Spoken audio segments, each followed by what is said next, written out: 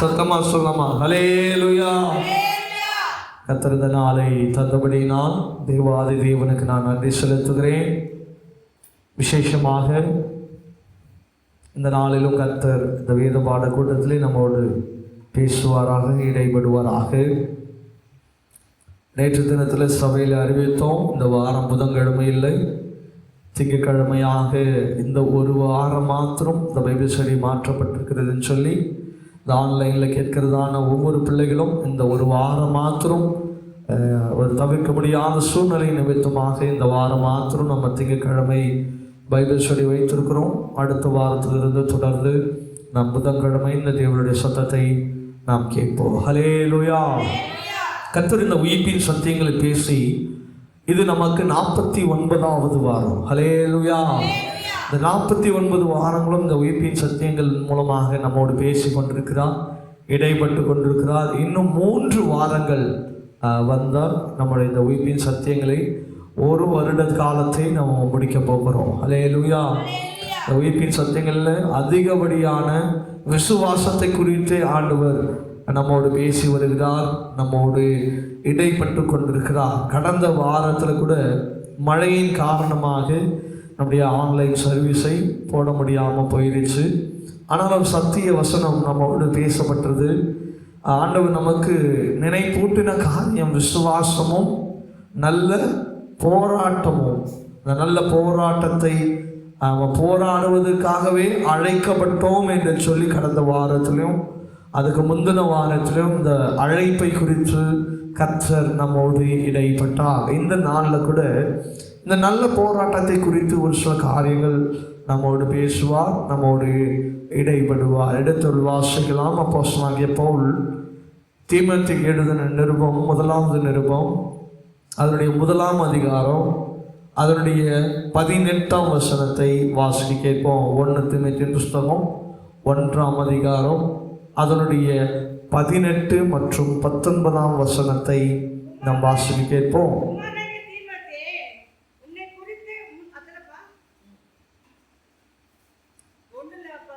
அதேதான், உன்னை குறித்து முன் உண்டான தீர்க்க தரிசனங்களின்படியே நீ அவைகளுக்கு முன்னிட்டு நல்ல போராட்டம் பண்ணும்படி இந்த கட்டளைகளை உனக்கு ஒப்புவிக்கிறேன். நீ விசுவாசமும் மனசாட்சியும் உள்ளவனாய் உடையவனாய் இரு.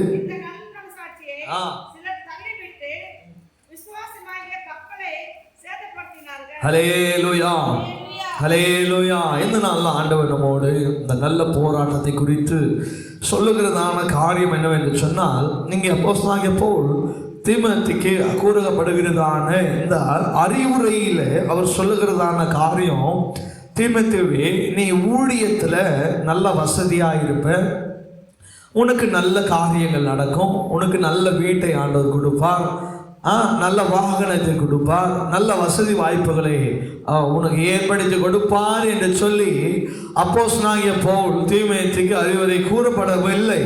இங்கே சொல்லப்படுகிறதான உன்னை குறித்து முன் உண்டான தீர்க்க தரிசனங்களின்படியே ஆண்டவர் உன்னை குறித்து முன்குறித்தபடியே ஆண்டவர் உன்னை உண்டாக்கின காரியங்களை முன்குறித்த அந்த தீர்க்க தரிசனத்தின்படி நீ என்ன பண்ண வேண்டுமா? நல்ல போராட்டம் பண்ணும்படி. ஹல்லேலூயா. அங்கே சொல்லுகிறார், தம்பி, நீ அடுத்து வரப்போகிற உடைய ஊழியத்தின் பாதைகளில் நீ அநேக போராட்டங்களை பார்க்க போகிற. இந்த நல்ல போராட்டத்தை நீ என்ன பண்ணு? ஆண்டவருடைய கட்டளையாக ஏற்றுக்கொண்டு உன்னுடைய விசுவாசத்தில் நீ அந்த போராட்டத்தில் எப்படி இருக்கணுமா?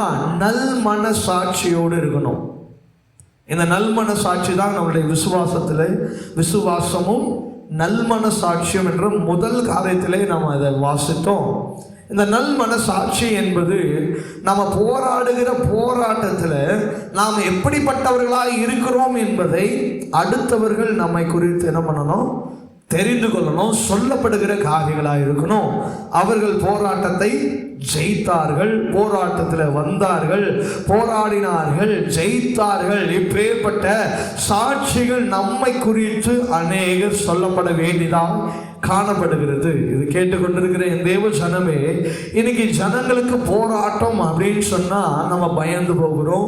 இன்னைக்கு நிறைய பேர் விழுந்து போகிறதுக்கு காரணம் போராட்டம் அப்படின்னு சொன்ன உடனே நமக்குள்ள ஒரு திகில் வந்துடுது, ஒரு பயம் வந்துடுது. ஐயோ போராட்டமா, ஐயோ இந்த காரியங்களில் நான் விழுந்து போயிடுவேனே, இதில் என்னால் நான் மேல் வர முடியாது, இந்த போராட்டத்தின் காரியத்தில் நான் என்ன பண்ண முடியாது, நான் சரியா இல்லையே, நான் விசுவாசத்தில் வளரலையே, நான் இன்னும் தேவ பக்தியில் வளரலையே, இன்னும் நான் சபைக்கு இப்போதானே போக ஆரம்பிச்சிருக்கிறேன், இப்போதானே சத்திய வசனங்களை கேட்க ஆரம்பிச்சிருக்கிறேன், அதுக்குள்ளே எனக்கு போராட்டம் வந்துருச்சு, இவைகளை நான் எப்படி மேற்கொள்வேன் என்று சொல்லி அநேக கலக்கங்களும் அநேக பயத்தோடும் இன்னைக்கு நான் விசுவாச பிள்ளைகள் என்ன பண்ணி கொண்டிருக்கிறாங்க, காணப்பட்டு கொண்டிருக்கிறாங்க. ஹல்லேலூயா. ஒன்று நல்லா புரிஞ்சுக்கொள்ளணும், விசுவாச பிள்ளைகள் புரியாததுனால தான் இந்த போராட்டத்தில் விழுந்து போகிறதுக்கு காரணம். அதுதான் சொல்லுது வசனம். இந்த விசுவாசமாகிய கப்பலை என்ன பண்ணுகிறார்கள்னா சேதப்படுத்துகிறார்கள். நீங்க என்ன பண்ணி கொண்டு இருக்கிறீங்க, இவைகளை கையாள தெரியாததுனால நீங்க என்ன பண்றீங்களா, உங்க விசுவாசமாகிய கப்பலை நீங்க என்ன பண்றீங்க, சேதப்படுத்துறீங்க. கப்பலை சேதப்படுத்தினா என்ன ஆயிரும், கப்பலுக்குள்ள ஒரு சின்ன ஓட்டை விழுந்துச்சுன்னா என்ன வரும், தண்ணி கொஞ்சம் கொஞ்சமாக வரும். தண்ணி உள்ளே வந்துச்சுன்னா அப்புறம் என்ன ஆயிரும், கப்பல் கொஞ்சம் கொஞ்சமாக உள்ளே போய் அதுக்குள்ளே இருக்கிற எல்லா பொருளும் கெட்டு போயிடும். நீங்கள் அதுக்குள்ளே ஒரு வேளை உங்களுக்கு நடுக்கடலில் இருந்தீங்கன்னா எவ்வளோ தூரம் நீங்கள் நீச்சல் அடிக்க முடியும், எவ்வளோ நேரம் தத்தளிக்க முடியும். கடைசியில் போராடி யாரும் வரலன்னா என்ன ஆயிரும், மூழ்கி செத்து போயிடும். இதே தான் நம்முடைய விசுவாசத்தின் ஆகிய கப்பலை நீங்க சேதப்படுத்திட்டீங்கன்னு சொன்னா, விசுவாசம்தான் ஒரு மனுஷனுக்கு ரொம்ப முக்கியம். ஒரு கிறிஸ்துவ ஜீவியத்தில் வாழ்ந்து கொண்டிருக்கிற நீங்களும் நானும் இந்த விசுவாசம் என்ற காரியம் தான் ரொம்ப முக்கியம். தேவனுக்கு உங்களை பிரியமாய் காட்டுகிறது எது சொன்னா, நீங்க வைக்கிற விசுவாசம் தான். ஆபிரகாம் ஆண்டவருக்கு பிரியமான மனுஷன் எப்படி சொன்னாருன்னு சொன்னா, அவனை விசுவாசத்தின் தகப்பன் என்று ஆண்டவர் அறிக்கை செய்கிறதுக்கு காரணம் ஏதோ அவன் தகப்பன் வீட்டை விட்டு வந்ததுனால அல்ல, அவன் எல்லா வேலையிலும் ஆண்டவர் என்ன பண்ணா, விசுவாசித்தான். அந்த கப்பல் அவன் என்ன பண்ணான், பாதுகாத்து வச்சுக்கிட்டான். அதனால தான் அவனை விசுவாசத்தின் தகப்பன் சொன்னார். இன்னைக்கு கூட நீங்க போராட்டத்தில் இருக்கலாம், போராட்டம் இல்லாமல் இருக்கவே இருக்காது. கிறிஸ்துவ ஜனங்களுக்கு போராட்டம் இருக்கும். அந்த போராட்டத்தில் தான் நீங்க எப்படி அதை கைகாலுறீங்க, அந்த நேரத்தில் நீங்க எப்படி விசுவாசிக்கிறீங்க, அதுதான் இன்றைக்கு கிறிஸ்துவ ஜீவியத்தில் பார்க்க வேண்டிய காரியம். இன்னைக்கு நிறைய உபதேசங்கள் எப்பேற்பட்டதாய் காணப்படுகிறதுன்னு சொன்னால், கிருபையின் உபதேசங்கள், ஆசீர்வாதத்தின் உபதேசங்கள், ஜனங்களுக்கு சொல்ல வேண்டிய காரியங்களை சொல்லுகிறது இல்லை. இன்னைக்கு ஒரு சில விசுவாசிகள்கிட்டலாம் போய் பரலோகம்னா என்னன்னு கேட்டு பாருங்க, பரலோகத்துக்கு எப்படி போக முடியும்னு கேட்டு பாருங்க, பரலோகத்துக்கு போகிறதுக்கு யார் மூலமாய் நம்ம போக முடியும்னு கேளுங்க. விசுவாசத்தின்படி நடக்கிறவர்களுக்கு அது தெரியும். ஹல்லேலூயா. ஆனால் அதுபடி தெரியாதவங்க, அந்த சத்தியத்தை கேட்காதவங்களுக்கு எப்படி தெரியும்? அந்த சத்தியங்கள் எல்லாம் இன்னைக்கு சபைகளில் போதிக்கப்பட வேண்டியது மிகவும் அவசியமாக இருக்குது. கடைசி காலத்தில் ஆண்டவர் எல்லாரிடத்திலும் கேள்வி கேட்பார். என்கிட்டையும் கேட்பார், உங்ககிட்டையும் கேட்பார். ஆண்டவர் என்னை கேள்வி கேட்காதபடிக்கு நான் பார்த்துக்கொள்வேன். ஹல்லேலூயா. ஏன்னா என்னோட வேலை, என்னுடைய ஒரே வேலை ஆண்டவருடைய சத்தியத்தை உங்களுக்கு போதிக்கிறது, அவ்வளோதான். அந்த போதனையை நான் உங்களுக்கு கொடுத்துட்றேன், சாப்பாடை நான் கொடுத்துட்றேன். அந்த சாப்பாடை சாப்பிட்றதும் அதை கீழே கொட்டுறதும் உங்கள் கையில் தான். அப்போ ஆண்டவர் என்ன சொன்னாரா, என்னுடைய ஊழியக்காரனுடைய வேலையில் அவன் சரியாக இருந்துட்டான், ஆனால் நீங்கள் அதை எடுக்காததுனால அது உங்கள் தவறு தான், இல்லையா? ஒரு 4 நாள் சாப்பிடாமல் இருந்தீங்கன்னா என்ன ஆயிரும், பலவீனமாயிரும், எந்த வேலையும் செய்ய முடியாது. அப்படியே நெஞ்சு அப்படியே என்ன பண்ணுவோம், சரீரத்தில் ஒன்றா செயலெடுக்கும், மயக்கம் வரும், தலை சுத்தம், அப்படியே விழுந்து கிடப்போம், கடைசியாக மரணம். அதே போல தான் உங்கள் வாழ்க்கையிலையும் இந்த காரியங்கள், இந்த உணவை, இந்த சத்தியத்தை, இந்த விசுவாசத்தை, இந்த நல்ல போராட்டத்தை நீங்கள் விசுவாசிக்கிற நீங்கள் அதை நல்ல ஒரு ஆகாரமாய் எடுக்கணும். எடுக்காமல் தவறிட்டீங்க அப்படின்னு சொன்னால் கொஞ்சம் கொஞ்சமாய் உங்கள் சரீரத்தில் இருக்கிற விசுவாசம் அவிவிசுவாசமாய் மாறும். தேவ பயம் குறையும், தேவ பக்தி குறையும். சபைக்கு போகலனாலும் இன்னைக்கு பரவாயில்ல, தேவனை தேடாமல் இருந்தாலும் பரவாயில்ல, சொந்தக்காரன் வீட்டுக்கு போனால் பரவாயில்ல, இன்னைக்கு ஆலயத்தை கட் பண்ணிட்டு வேற எங்கே வேணாலும் போகலாம் அப்படின்ற ஒரு காரியம் உங்களுக்குள்ள வரும். அந்த புஷ்டியான ஆகாரம் உங்களுக்குள்ள வராததுனால உங்கள் சரீரம் மெலிந்து போகிறது நீங்கள் பார்ப்பீங்க. உங்கள் ஆவிக்குரிய ரீதியில் நீங்கள் கொஞ்சம் கொஞ்சமாக தேவனை விட்டு தூரம் போகிறத பார்ப்பீங்க. கடைசியாக பிசாசு இது தாண்டா சான்ஸ் மாட்டினான்னு சொல்லி அவனை என்ன பண்ணிடுவான்? முடிச்சிருவான். இன்னைக்கு நிறைய பேர் விழுந்து போகிறதுக்கு காரணம் ஒரேடியா என்ன பிசாசை பிடிச்சிட்டான்னு சொல்லிட முடியாது. பிசாசு சும்மா உங்களை பிடிச்சிட முடியுமா? நாம இடம் கொடுக்கறதுனால தானே பிசாசு வரான் இல்லையா? பிசாசுக்கு நம்ம இடம் கொடுக்கறதுனால தான். நீ விசுவாசமா இல்லாததுனால அவன் பார்த்துட்டு இருக்கிறான். எப்படி பார்த்துட்டு இருக்கிறான் தெரியுமா? கெர்ச்சிக்கிற சிங்கத்தை போல எவனை விழுங்கலாமோ என்று அப்ப பார்த்துட்டே இருப்பான். நீங்க நல்ல விசுவாசத்துல வளர்ந்துட்டீங்க அப்படின்னு சொன்னா உங்க பக்கமே அவன் வரமாட்டான். ஆளை விடுறா சாமி, நான் உன் பக்கம் வரமாட்டேன் அப்படின்னு சொல்லி உங்க பக்கம் வரவே மாட்டான். நீங்க ஒரு நாள் என்ன பண்றீங்க? ஜெபம் பண்றீங்க, 1 மணி நேரம் ஜெபம் பண்றீங்க. அடுத்து ஒரு அரை மணி நேரமா மாறுது, அடுத்து 1/4 மணி நேரமா மாறுது. அவனுக்கு நீங்க என்ன பண்றீங்க? வழி வகுத்து கொடுக்குறீங்க. கொஞ்சம் கொஞ்சமா குறையுதா? அப்போ கொஞ்ச நாள்ல என்ன ஆயிரும்? வலையில மாட்டிரும். நம்ம என்ன பண்ணிடலாம்? ஒரே போடு தான். நாங்கள் விசுவாசத்தை காத்துக்கொள்ளு. போராடுகிறதுக்கு விசுவாசம் வேணும். உங்க போராட்டம் நிச்சயமாய் ஜெயிக்கணும்னு சொன்னா அதை விசுவாசமாய் போராடணும். நம்ம தேசத்துல கூட பாருங்க, ஒவ்வொரு காரியத்துக்கும் போராடுறாங்க. எல்லா போராட்டமும் ஜெயிக்குதானா? இல்லை. ஆனா அதை உறுதியாய் போராடணும். உறுதியாய் போராடும் பொழுதுதான் அதுல ஜெயம் வரும். எத்தனையோ பேர் சாகுவரை உண்ணாவிரத செத்தே போயிருக்கிறாங்க. ஒரு சிலர் சாகுவரை உண்ணாவிரத அந்த போராட்டம் ஜெயித்து என்ன பண்ணிருக்கிறது? ஒரு நன்மையான காரியம் நடந்திருக்கிறது. அப்போ நம்முடைய போராட்டமும் நம்முடைய வாழ்க்கையில் வருகிறதான போராட்டமும் நாம ஜெயம் எடுக்கணும்னு சொன்னா அந்த விசுவாசம் என்கிற கப்பல் ரொம்ப முக்கியம். விசுவாசம் ரொம்ப முக்கியம். ஒரு சிலர்லாம் ஃபோன் எடுத்து நம்ம பேசணும்னா அவங்களோட பேசவே முடியாது. அவங்க பேச ஆரம்பிச்சாங்கன்னா அப்படி கதறுவாங்க. நம்ம கிளீனாக கண்டுபிடிச்சிட முடியும் அவங்களுக்குள்ள என்ன இல்லை, விசுவாசம் இல்லவே இல்லைன்னு சொல்லி. நான் சொல்லுவேன், எடுத்த உடனே சொல்லுவேன், விசுவாசமாயிரு. ஏன்னா நல்லா கிளீனாக தெரியும் விசுவாசமா. ஏன்னா விசுவாசம் உள்ள இருக்கிறவனுக்கு என்ன வரும்? விசுவாச அறிக்கை தான் வெளியே வரும். நான் நல்லா இருக்கிறேன், போராட்டம் இருக்குது, வியாதி இருக்குது, பிரச்சனை இருக்குது, ஆனால் ஆண்டவர் என்ன பண்ணுவார்? காப்பாற்றுவார். ஒரே ஒரு வார்த்தை நான் சொல்ல மாதிரி என் வாழ்க்கையில் நடந்த காரியம்தான். நீங்க விசுவாசத்தினால அறிக்கை செய்கிற ஒவ்வொரு காரியத்தையும் ஆண்டவர் கேட்கிறார். அல்லேலூயா. நான் என்ன சொல்றேன்? ஒரே ஆண்டவர் பார்த்துக்கொள்வார். எனது ஆண்டவர் பார்த்துக்கொள்ள நிச்சயமாகவே ஆண்டவர் தான் பார்த்துட்டு இருக்கிறார் இல்லையா? அப்போ அந்த விசுவாச அறிக்கை நமக்குள்ள வேணும். எனக்கு கஷ்டம் வந்துச்சுன்னு உடனே என்ன ஏசப்பா இப்படி கஷ்டப்படுத்துறீங்களே, என்ன இப்படி ஊழியத்துக்காக தானே நான் வந்தேன், இவ்வளோ கஷ்டம் வருது, இவ்வளோ போராட்டம் வருது, இவ்வளோ சண்டை சச்சரவு வருது, இவ்வளோ குடும்பத்தில் குழப்பம் வருது, வீட்டில் எதுவுமே இல்லையே அப்படின்னு சொல்லி நான் புலமை தவிச்சேன்னு சொன்னால் என் விசுவாச கப்பலை நான் என்ன பண்ணி கொண்டு இருக்கிறேன்? நானே போட்டு குத்தி குத்தி குத்தி ஓட்டையாக்குறேன். ஆனால் அதுவே நான் என்ன பண்ணுறேன்? ஆண்டவர் செய்வார், எனக்கு நன்மையானது காரியம் செய்வார், எனக்கு என் போராட்டத்தில் விடுதலை தருவார், கர்த்தர் என்னை மேன்மையாக வைப்பார், கர்த்தர் எனக்காக யாவையும் செய்து முடிப்பார்னு சொன்னால் நான் பண்ண ஓட்டையை நானே அடைக்கிறேன். அப்போ தண்ணி வராது, சேதப்படுத்தாது, என் போராட்டம் ஜெயமாய் மாறும். அல்லேலூயா.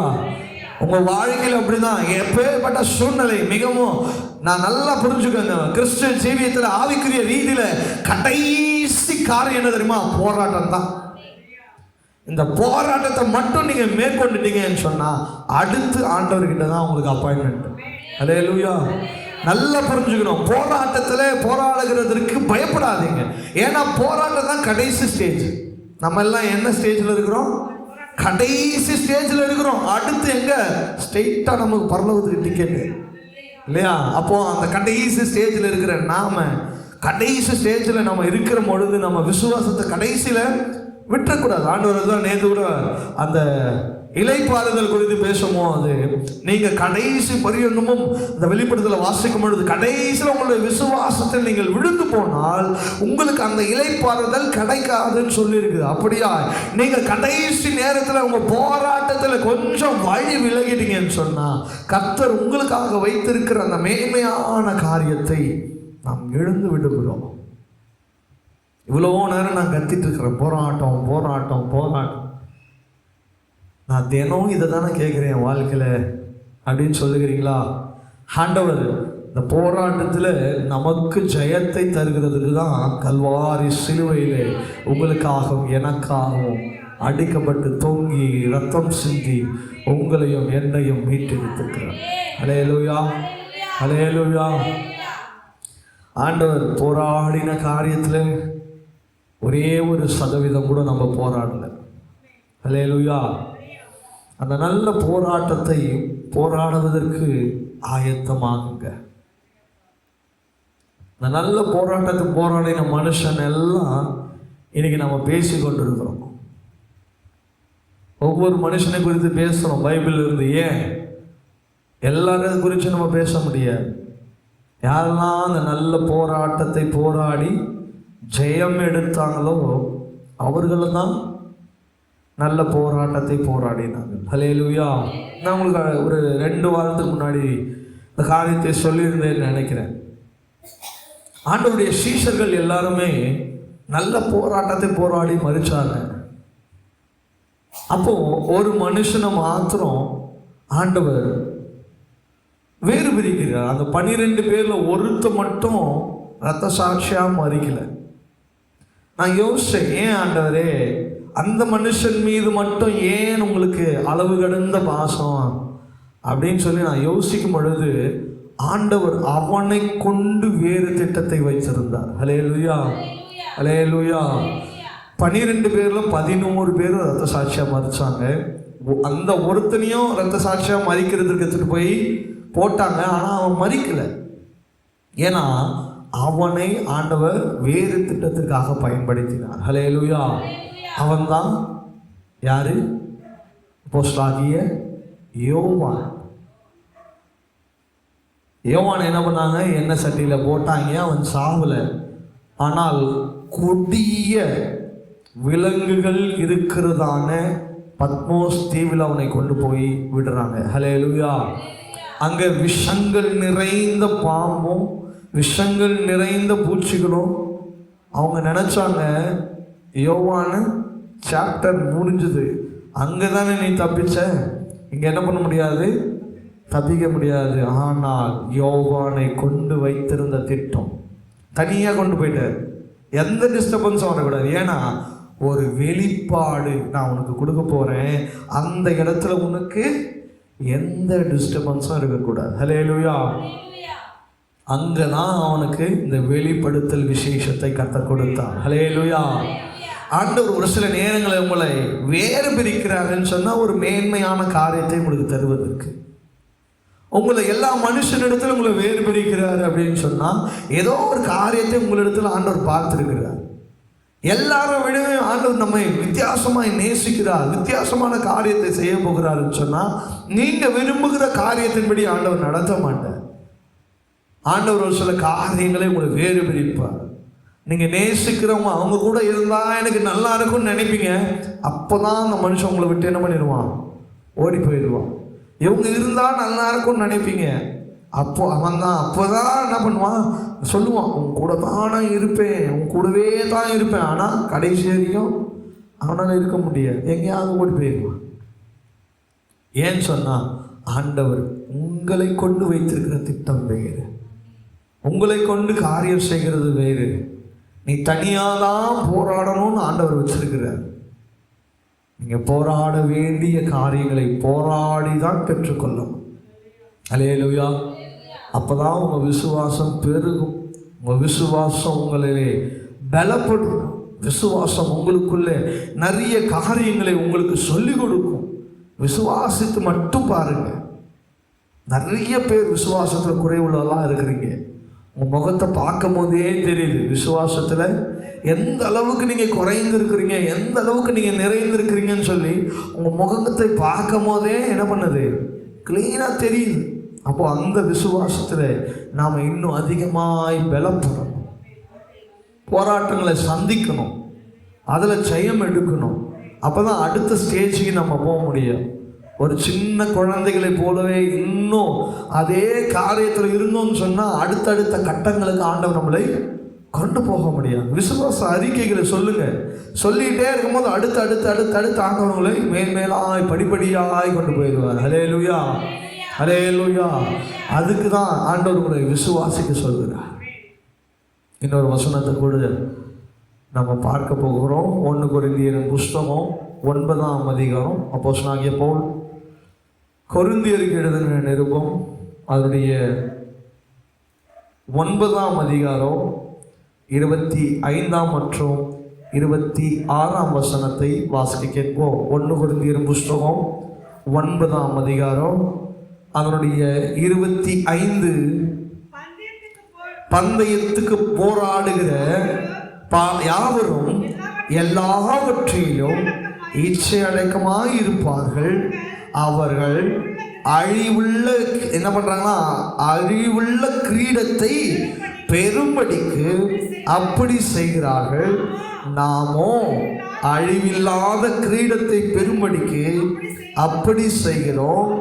ஆதலால் நான் நிச்சயமில்லாதவைகளை என்ன பண்றேன், ஓடேன். ஆகாயத்தை அடிக்கிறவனாய் என்ன பண்றேன்னா சிலம்பம் பண்ணுகிறேன். ஹல்லேலூயா. இங்க பாருங்க, பந்தயத்துக்கு போராடுகிற ஒரு மனுஷன் என்ன பண்றான்னா தன்னுடைய இச்சை அடக்க எல்லாத்தையும் அடக்கிட்டு என்ன பண்றான், ஓடுறான். ஏன்னா நான் என்ன பண்ணணும், ஜெயம் எடுக்கணும். அவனுக்கு வருகிற கிரீடத்தின்படி இச்சை அடக்கம்னா என்ன சொல்லுகிறான் தெரியுமா? எனக்கு பின்னால் யார் வர்றாங்க, என் முன்னால் யார் ஓடுறாங்கன்னு பார்க்கல. அவனுடைய லெஃப்டை பார்க்கல, ரைட்டை பார்க்கல, மேலே பார்க்கல, கீழே பார்க்கல, எந்த ட்ராக்ல நான் ஓடுறேன் அப்படின்றத அவன் பார்க்கல. எனக்கு கொடுக்கப்பட்டதான அந்த ட்ராக்ல நான் ஓடுறேனா, சரியா ஓடுறேனா அப்படின்ற ஓட்டம் தான் அந்த இச்சை அடக்கத்தை அவனுக்கு காண்பிக்கிறது.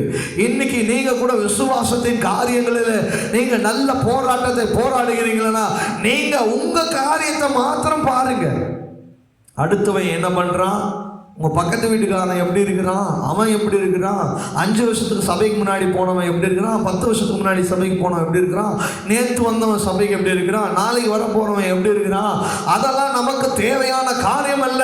நீங்கள் அழிவில்லாத கிரீடத்தை பெற்றுக்கொள்ள வேண்டும் என்று சொன்னால் உங்களுக்காக வைக்கப்பட்டிருக்கிற அந்த பந்தய பொருளை பெற்றுக்கொள்வதற்கு நீங்க சரியான பாதையில சரியான நோக்கத்தோடு ஓட வேண்டும். ஹல்லேலூயா. நல்ல போராடுறதுன்னா சும்மா ஒரு எளிமையான காரியம், ஏதோ கத்தி எடுத்து வரவனை எடுத்து சண்டை போட்டு ஜெயிச்சுட்டு போறது அல்ல.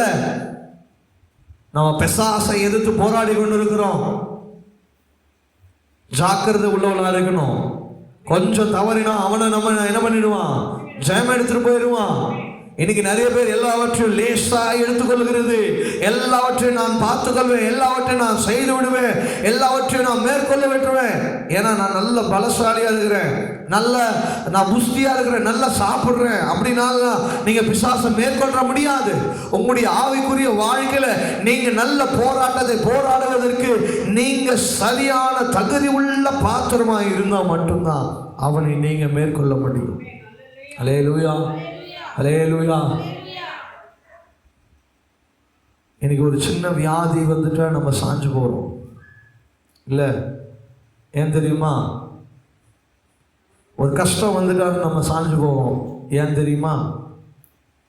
ஏதோ ஒரு மனுஷன் ஏதாவது பேசிட்டா நம்ம உடனே சாஞ்சு போகிறோம். ஏன் தெரியுமா? ஏன்? நம்ம இன்னும் போராட வேண்டிய காரியத்தில் பலப்படலை. அல்லேலூயா. இயேசு கிறிஸ்துவை என்னென்னலாம் பண்ணி பார்த்தாங்க.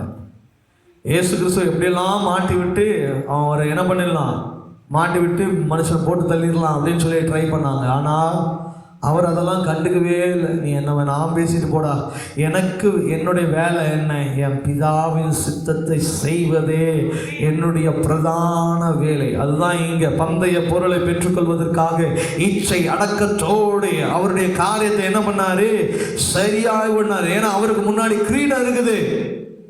அந்த கிரீடத்தை நான் பெற்றுக்கொள்ளணும், அதுக்காக நான் ஓடுறேன்.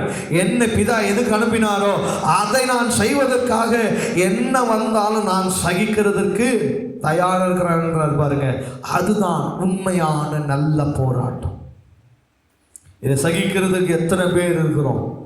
ஏசப்பாவை கண்ணை மூடிட்டு தலையில கொட்டுறான், நான் யாருன்னு கண்டுபிடி, கொட்டினது யாருன்னு சொல்லி முகத்துல காரி துப்புறாங்க, அவர் அடைக்கிறாங்க கன்னத்துல, சரீரத்துல ஒரு துணி இல்லை, எல்லாத்தையும் எடுத்துட்டாங்க, நிர்வாணமாக நிற்பாட்டுறாங்க, எல்லா காரியங்களையும் செய்கிறாங்க. ஆனாலும் என் ஆண்டவராகிய இயேசு கிறிஸ்து அதிலிருந்து பின் வாங்கலை. ஹல்லேலூயா. ஏன் தெரியுமா? அவர் அந்த நல்ல போராட்டத்தை உங்களுக்காகவும் எனக்காகவும் போராடினார். ஹல்லேலூயா. அந்த சிலுவையில் கூட என்ன நினைச்சிருப்பார் தெரியுமா? அவர் கண்ணு முன்னாடி உங்களுடைய முகமோ என்னுடைய முகமோ என்னுடைய காரியமோ தான் வந்திருக்கும். நம்ம 2000 வருஷத்துக்கு பின்னாடி பிறந்திருக்கலாம், ஆனால் என் தேவனுக்கு என்ன தெரிஞ்சிருக்கும் தெரியுமா? என் பிள்ளை வரப்போகிற காலத்தில் அவன் பாவ மன்னிப்பை பெற்றுக்கொள்ளணும், அவன் எல்லா போராட்டத்தை என்ன போல போராடி ஜெயத்தை பெற்றுக்கொள்ளணும் அப்படின்றதுக்காக உங்களுக்காகவும் எனக்காகவும் மட்டுமே என் ஆண்டவர் 2000 வருஷத்துக்கு முன்னாடி கல்வாரி சிலுவையில் மரிச்சிருக்கிறார். அந்த நல்ல போராட்டத்தை நீங்கள் போராடலைன்னு சொன்னால் அந்த நிச்சயத்தில் போகவே முடியாது. போராடுறதுக்கு பயந்துட்டு இருந்தீங்கன்னா, போராடுறதுக்கு நீங்கள் வழி விலகி சென்று கொண்டு இருந்தீங்கன்னா நிச்சயமாகவே கர்த்தர் உங்களுக்கென்று வைத்திருக்கிற காரியத்தை நாம் பெற்றுக்கொள்ளவே முடியாது. அப்போ உங்கள் நல்ல போராட்டத்தை நீங்கள் நிச்சயமாய் போராட வேண்டும் என்று சொன்னால், ஆதலால் நான் நிச்சயமில்லாததைக்காக நான் ஓடேன்னு சொல்கிறேன். இந்த உலகத்துக்காக ஓடுறதை நிப்பாட்டுங்க. முதல்ல உலகத்தின் காரியத்துக்காக ஓடாததை நிப்பாட்டுங்க. உலகத்தின் காரியத்துக்காக போராடுறதுக்கு முதல்ல நிப்பாட்டுங்க. எதற்காக போராட வேண்டும் என்பதை ஆண்டவர் இன்றைக்கு உங்களுக்கு திட்டமும் தெளிவாய் பேசப்பட்டிருக்கிறார். உங்க நல்ல போராட்டத்தை எதை நோக்கி ஓடுகிறது? நீங்க கவனமாய் கேளுங்க, சத்திய வசனத்தை கேளுங்க, நம்பிக்கையோடு கேளுங்க, உங்க விசுவாசத்தை காத்துக்கொள்ளுங்க. அதிலே நன்மையான காரியங்களை வர செய்கிற என் தேவனுடைய அந்த காரியத்தை சார்ந்திருங்க. அதுதான் உங்களை பரலோகத்துக்கு கொண்டு போயிடும். அதுதான் உங்களை நித்திய பாதையில கொண்டு போகும். அந்த நல்ல போராட்டத்தை போர்வதற்கு நீங்களும் நானும் ஆயத்தமுள்ளவர்களா இருக்கிறோம். எந்த நேரம் என் ஆண்டவருடைய வருகை வருவதற்கு சபிமமா இருக்கிறது. அதிலே எடுத்துக்கொள்ள தகுதி உள்ள பாத்திரங்களாய் மாறுவதற்கு உங்க வாழ்க்கையில் எப்பேற்பட்ட போராட்டம் வந்தாலும் சரி, அதை போராடி ஜெயம் எடுக்க கர்த்தரிடத்துல பலனை கேளுங்க, சத்துவத்தை கேளுங்க. அவர் உங்களை கொடுப்பார், உங்களை வழி நடத்துவார். தேவன் தாமே இந்த வார்த்தைகளை ஆசீர்வதிப்பார்.